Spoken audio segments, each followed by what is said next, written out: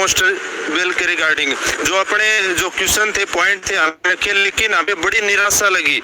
निराशा एक तो चेयरमैन साहब का जो बोलने का वे था वो बड़ा एटीट्यूड वाला था, घमंड वाला था, न तो आराम जिस हिसाब से उनके पद पर देखते हुए बोलना चाहिए उस हिसाब से न तो हमें रिस्पॉन्स मिला।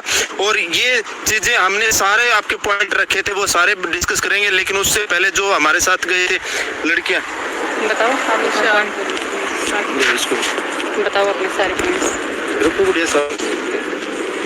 सबसे पहले तो हमने जो सर को एप्लीकेशन दी, सर ने उसे ध्यान से नहीं पढ़ा, हमसे एकदम से जैसे एटीट्यूड में बोलते हैं। सर ने ये बोला पहले तो आप ये बताइए आप बात किस बारे में कर रहे हैं। एप्लीकेशन देने के बाद हमने कहा सर ये फीमेल कांस्टेबल के बारे में। सर कहते हैं नहीं ऐसा ही का लिखा है, आप रीचेक करें। मतलब सर ने हमारी चीज को इतना लाइटली लिया कि उस चीज को, उस एप्लीकेशन को भी ध्यान से नहीं पढ़ा। तो हमने सर को दोबारा नोटिस में डाला कि सर यहाँ पे ये सब मेंशन है। सर ने पूछा कि फिर आप ये बताएं कि अब आपको प्रॉब्लम क्या है। हमने कहा सर हमें कट ऑफ बताइए, कट ऑफ क्या है की गई है कि किस पोस्ट के लिए कितनी गई है। तो सर बोलते कि ऐसा किसी भी एग्जाम में नहीं होता, चाहे वो आप एसएससी ले लो, चाहे सीपीओ ले लो, चाहे एचपीएससी ले लो, कि कहीं पर कट ऑफ मेंशन नहीं होती। जबकि ऐसा नहीं होता, कट ऑफ बताई जाती है जिससे बच्चे को पता चलता है कि कितने वाला सिलेक्ट हुआ है। इसके बाद हमने सर को बोला नॉर्मलाइजेशन के बारे में। तो सर बोलते हैं नॉर्मलाइजेशन ऐसा है, हमने इसलिए किया, एक शिफ्ट में टफ था, एक में आसान था, ये हमने आपकी भलाई के लिए किया, लेकिन ये भलाई के लिए नहीं था। अगर भलाई के लिए चीजें होती तो वो क्लियर होती, कट ऑफ के साथ होती।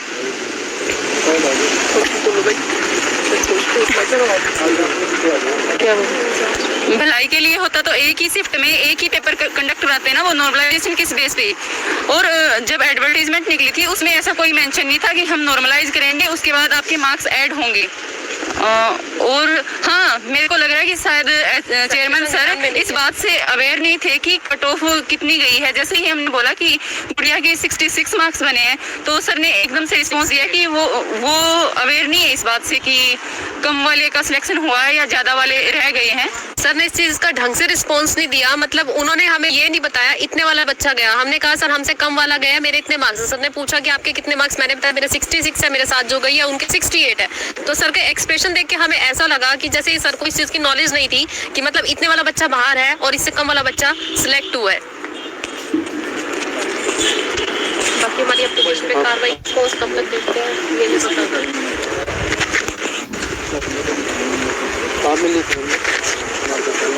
अच्छा।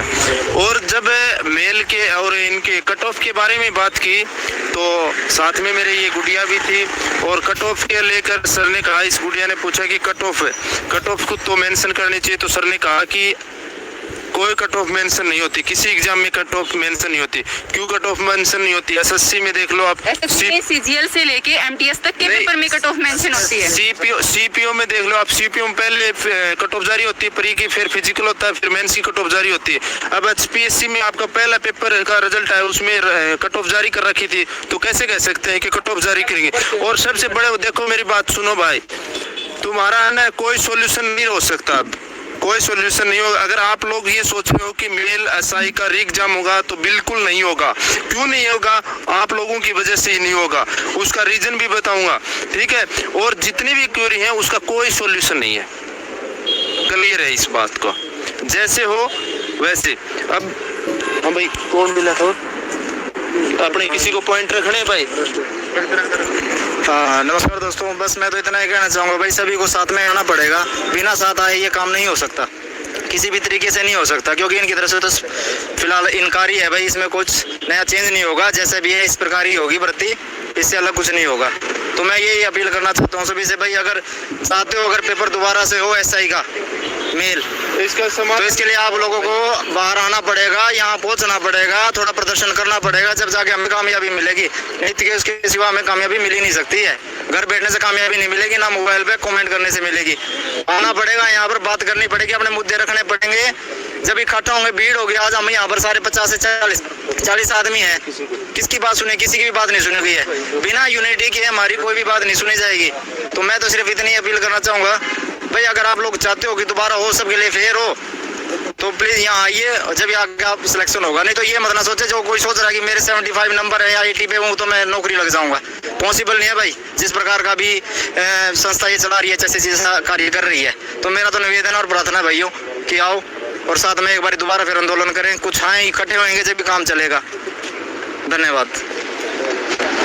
देखिए भाई, आप लोगों का इश्यू था, ठीक है, लेकिन सबसे बड़ी हमारी कमजोरी क्या है कि हम ये सोचते हैं कि वो चले जाएंगे और वो उन चीज़ों को ठीक कर देंगे, तो ये चीज़ें नहीं होने। इसका सॉल्यूशन है, वो सॉल्यूशन मैं आपको बाद में बताऊंगा। अभी तो बस एक बात है सर, सिर्फ ये इसका है कि ये भाई अभी अब हम कोर्ट में ही लड़ सकते हैं, कोर्ट से ये हमारे लिए फेयर हो सकता है और कहीं से कुछ नहीं हो सकता है। तो भाई कोर्ट के लिए खड़े हो जाओ बस। नहीं, ये तो आप देखिए, मैं बताऊं आपको, इसका सॉल्यूशन मैं आपको बताऊंगा, ठीक है, क्योंकि सॉल्यूशन आपके हाथ में है। भाई ये बताओ, हरियाणा में इतने बड़े बड़े टीचर हैं, इतने बड़े बड़े यूट्यूबर हैं, ठीक है, जो टीचर हैं, क्या भाई एक भी अगर सारे के सारे टीचर आपका साथ दें और ग्राउंड पर लेवल पर आके आपके पास आए, तो यहाँ पर ये 30-35 बच्चे नहीं होने थे, आज ये 2000 बच्चे होने थे। ये 2000 बच्चे होते ना, बच्चे से मानने पर मजबूर होती है आपकी कंडीशन, लेकिन सिर्फ और सिर्फ उन सभी को अपना बैच बेचने के अलावा कुछ नहीं करना, ठीक है, बस, ठीक है। और आप लोगों की सबसे बड़ी मूर्खता है ये, तो ऐसे ही रोते रहो।